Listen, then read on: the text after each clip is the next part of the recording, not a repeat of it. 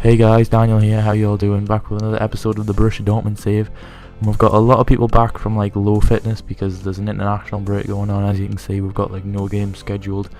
And because I've played farther than this like episode goes, we have unbelievably tight fixtures coming up.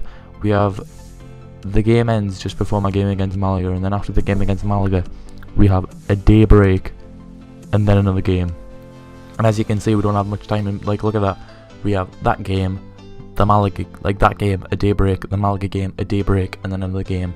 So you have 3 games in the space of 5 days. So basically our fitness is going to rocket down, which is going to make it an absolute fucking bitch for me to be able to get anything from these games, because I'm going to have no fitness. My players are not going to be able to run anyway. And the Malaga game is a really important game to me, because that is the Champions League game, and we've drew and lost both of our first 2 Champions League games. So if we lose this game, we're basically completely fucked, because I don't see us coming back, as we'll be on 1 point, and I think they'll probably be on 5, 4. There's only 3 games remaining. It'll be tough to come back, but we'll get off to a good start with Leitner again, just like coming out of the blue. This guy, hope he turns into an absolute monster when he grows up. I'm not sure how old he is. I probably should check, but so far he's becoming an absolute tank. I'm absolutely loving him so far. Saved us in a few games, and this was a really tight game. It was end to end, and I don't know if Greuther Fürth are a good German team, but they put up a pretty good fight against us, and it was end to end. They had some decent chances, but we had most of like the big chances, and we used our chances well and scoring some goals. They missed some easy goals like that header you've just seen, and I think, yep, they missed another one there, and then the keeper, like, they missed the first chance, which they should have scored, but that should have been them out with that chance. But our keeper just like decided to fall over and let them score a tap in, which is kind of fucking stupid. But Lewandowski coming in, having a shot, and then Rice there to pick up the leftovers to make it 2-1 to us in the 42nd minute. Which is pretty decent, because, you know, we needed to get as big as a lead as we could, because the world-class computer liked to score in the last few minutes and like to equalise at the end of games, which is kind of irritating, because normally they do against me, because I'm not exactly that good at defending against like any form of computer, never mind the world-class computer. And I kind of have my on and off days against the world-class computer. Like, sometimes I'm an absolute monster and just everything I do just tears them apart. And then Leitner again?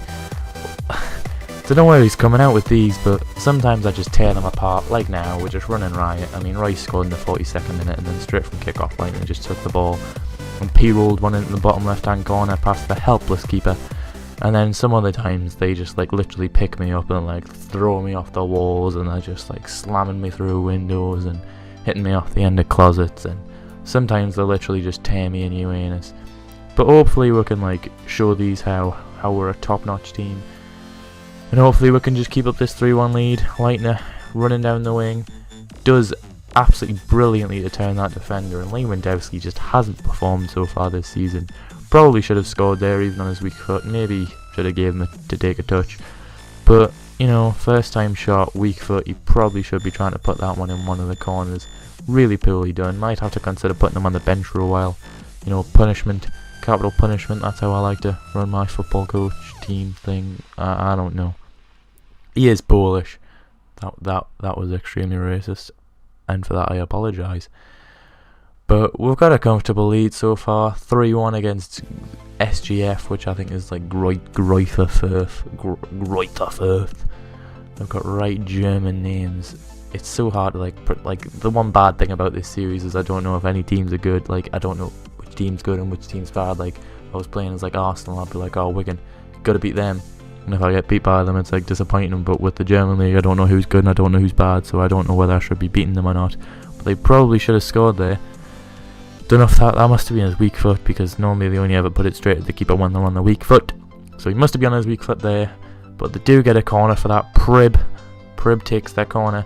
And that same black guy, Asamoah. Is that Sunderland's Asamoah? I don't know. Is it Sunderland's? Did Sunderland's Asamoah go here? He must be shit if he plays for these. But that was a great ball. And then Sararara puts a nice finesse shot past the keeper. And as I said, 82nd minute, they've made it 3-2. Which means they're going to be putting pressure on us in these last few minutes. Which is why I get nervous. And why I don't particularly like the world-class computer. But we'll get the ball back in their half. Mario Goetze, he just came on, bit of trickery, takes past one, and then what a finish. I mean, I know he was like just outside the 6-yard box, and he scored a similar goal like that in the last game or the game before, but still, weak foot, off the top of the crossbar, it just like clips the crossbar as it goes in. It's such a nice goal. It rolls down the side net and then into the bottom corner. Absolutely beautiful. I do love a goal like that. But that makes it 4-2 in the 87th minute, and that's when I'm thinking, oh, you know, it's a breeze. But then they do exactly the same thing as the last team did to us. They go straight from kickoff, get the ball, and they're just like, here, we fancy scoring. Through ball, Weidenfeller manages to pick up a decent save, but they just pick the ball back up and slot it past the keeper. Asamoah, I think that must be Sunderland's Asamoah, because I know he's left, but I didn't know where he'd went, and I think that's him. I'm just going off the fact that he was black. Racist as it may be.